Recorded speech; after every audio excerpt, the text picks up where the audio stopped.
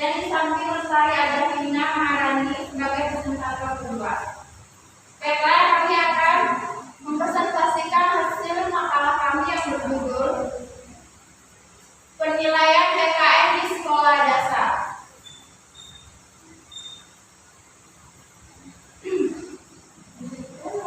Baik, yang pertama saya jelaskan sendiri. A. Pengertian penilaian. Penilaian adalah proses pengumpulan dan pengelolaan informasi untuk menentukan pencapaian hasil belajar peserta didik. Berdasarkan pada Peraturan Pemerintah Nomor 32 Tahun 2013 tentang perubahan atas Peraturan Pemerintah Nomor 19 Tahun 2005 tentang Standar Nasional Pendidikan, bahwa menilai pendidikan pada jenjang pendidikan dasar dengan terdiri atas penilaian. Yang pertama, penilaian hasil belajar oleh pendidik, penilaian hasil belajar oleh satuan pendidikan, penilaian hasil belajar oleh pemerintah. Yang B, fungsi penilaian.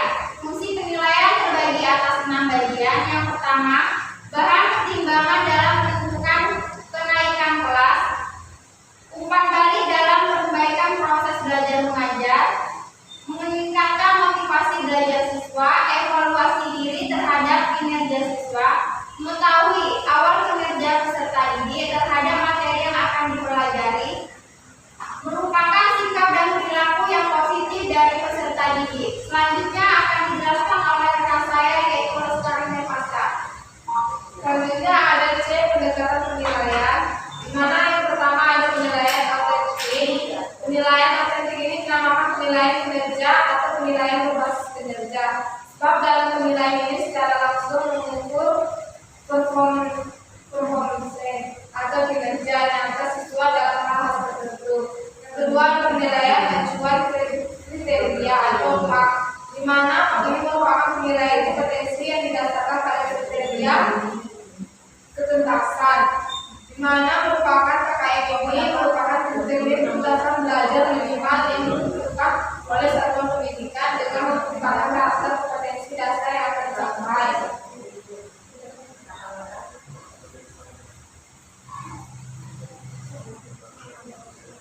Oke, selanjutnya ada D, teknik evaluasi tes dan tes. Pertama ada teknik evaluasi tes. Menurut Arifin, menyatakan bahwa alat ukur dalam menilai perkembangan dan kemajuan belajar peserta didik apabila dilihat dari bentuknya. Yang kedua ada teknik evaluasi non-tes, di mana menurut Ahmad Fauzi, teknik evaluasi non-tes merupakan alat ukur untuk mengetahui hasil belajar siswa yang tidak dapat diukur dengan alat ukur tes. Baiklah, selanjutnya akan dijelaskan oleh Vina. Selanjutnya ada bentuk-bentuk penilaian evaluasi tes dan tes. Yang pertama itu evaluasi tes formatif. Evaluasi yang dilakukan pada setiap akhir pembahasan suatu pokok bahasa dan dimaksudkan untuk mengetahui sejauh manakah proses pembelajaran telah berjalan sebagaimana yang direncanakan. Yang kedua ada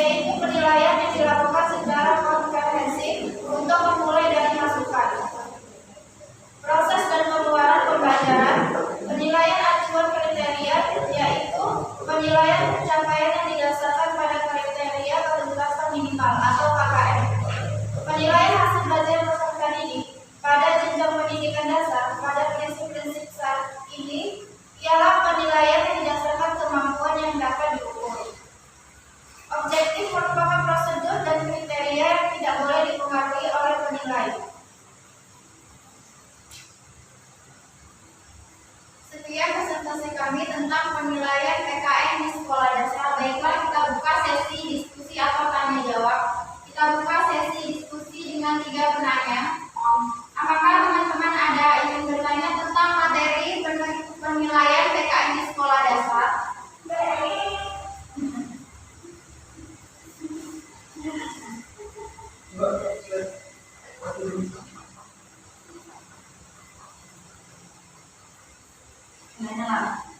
Ya, Kak Rosda, baik. Baiklah, saya sepertinya ingin bertanya kepada kelompok penyanyi. Apakah penilaian ini hanya dilakukan pada hasil belajar? Apakah dalam proses pembelajaran juga diperlukan penilaian, kan? Jika perlu dilakukan penilaian seperti apa yang dilakukan pada proses pembelajaran sehingga proses pembelajaran tersebut dapat dikatakan baik dan efektif? Apakah penilaian ini dilakukan pada penilaian pada hasil belajar saja? Apakah pada proses pembelajaran juga dilakukan penilaian? hanya pada proses belajar?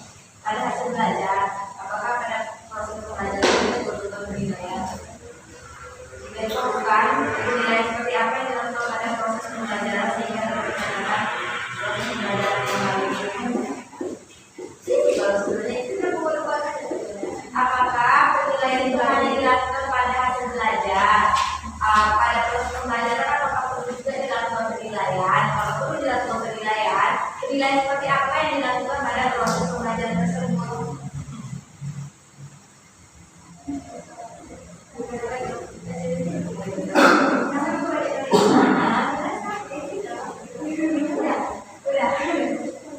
Baik, kita buka lagi 2 penanya lagi, baru 1 penanya.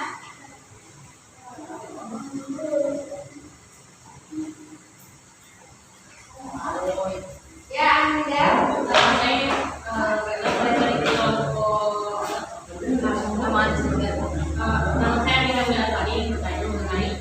Perbedaan penilaian PKN pada kelas rendah maupun kelas menengah.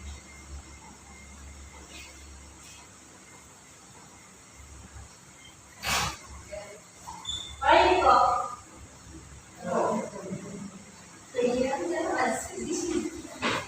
Satu lagi penanya. Ya, baik adanya Silakan Kak Riza. Nah, di sini kan kalian mengatakan bahwa penilaian itu ada kegiatan untuk memperoleh, menganalisis dan mentafsirkan data. Yang ingin saya tanyakan itu apa sih kira-kira dari penilaian ini yang menjadi tujuan utamanya untuk menemukan informasi yang bermakna dalam pencapaian kompetensi peserta didik. Itu terletak pada pembahasan pengertian dan penindakan penilaian. Apa kira-kira dari penilaian tersebut? Yang paling fokusnya gitu, dari penilaian itu apa yang paling fokus untuk ya informasi yang paling bermakna gitu, informasi bermakna nih. Menjadi informasi bermakna dalam pengambilan keputusan pencapaian kompetensi peserta didik. Itu daripada saya.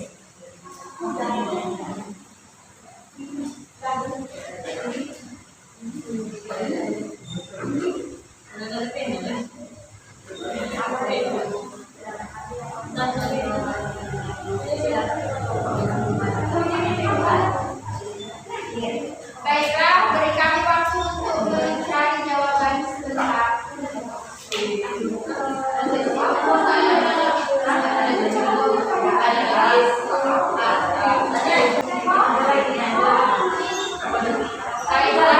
Baiklah teman-teman.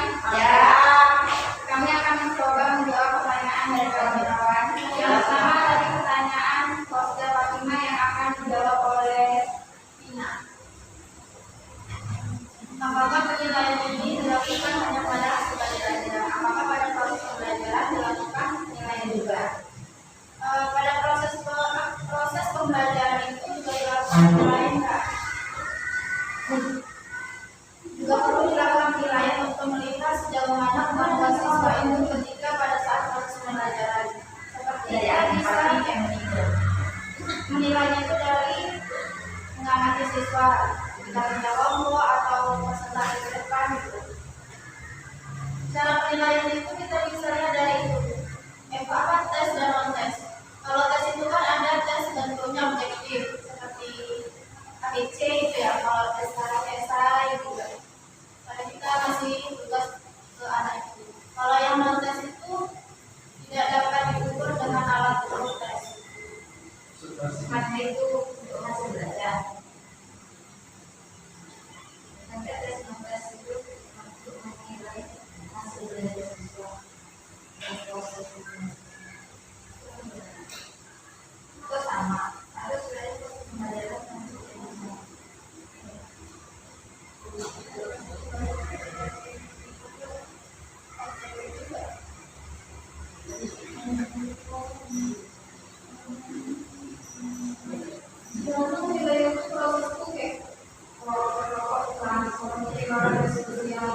Kita melihat yang gimana kita menilai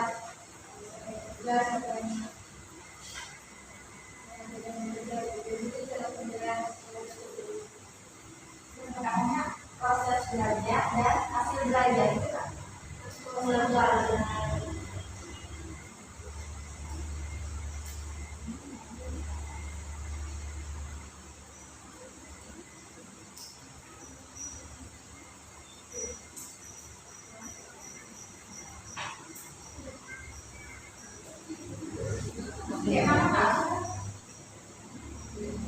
Mungkin saat proses belajar kan dulu kan kita kalau itu masih buat kelompok atau masih berkat. Kalau buat kelompok kita nengok proses pembelajarannya pada siswa itu dia aktif atau tidak di dalam kelompok itu. Kan ada sih yang buat kelompok tapi anak-anak itu tidak peduli dengan apa tugasnya gitu. Paling yang kerjain 1-2 itu. Disitulah kita nengok proses belajar itu tercapai atau tidaknya gitu. Gitu kan? Mungkin seperti itu menurut kelompok kami proses belajar. Apakah teman-teman yang lain ada ingin membantu menjawab pertanyaan ke arah tadi? Gimana Kak Arda dengan jawabannya? Baiklah, terima kasih untuk pertanyaan Kak Arda sudah selesai. Selanjutnya lagi pertanyaan dari Anida yang akan saya jawab sendiri. Tadi pertanyaannya Anida, apakah ada perbedaan penilaian antara kelas rendah dan kelas tinggi? Ya kan? Iya. Menurut pemakaran nih, tidak ada perbedaan antara penilaian kelas rendah dan kelas tinggi. Karena mau kelas rendah mau kelas tinggi, kita cara menilainya kita harus melihat aspek objektifnya, aspek efektifnya, dan aspek psikomotornya. Jadi tidak ada perbedaan antara kelas rendah dan kelas tinggi cara penilaiannya nanti. Gimana Anda? Bisa di sini.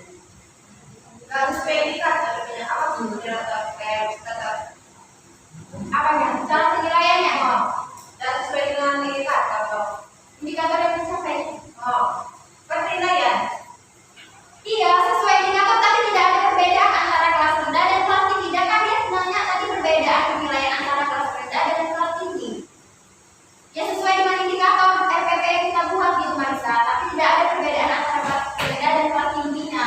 Tadi pertanyaan dia perbedaannya itu. Menjaga ya, menjaga ya. Itu banyak pencapaian di kelas dan kelas tinggi itu berbeda. Pencapaian kelas rendah dan kelas tinggi itu berbeda. Ya, bukan itu berbeda. Setiap materi-materi itu.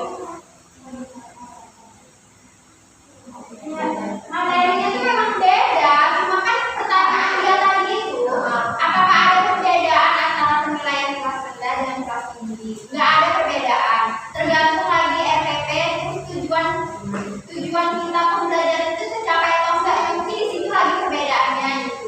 Setiap RPP kan kayak pelajaran PKN, sebenarnya berbeda, MTK berbeda gitu lagi, itu perbedaannya gitu. Tapi kalau cara penilaiannya enggak, secara efektif, psikomotor dan kognitif. Afektif sama psikomotor. Itu menurut pemakaran. Gimana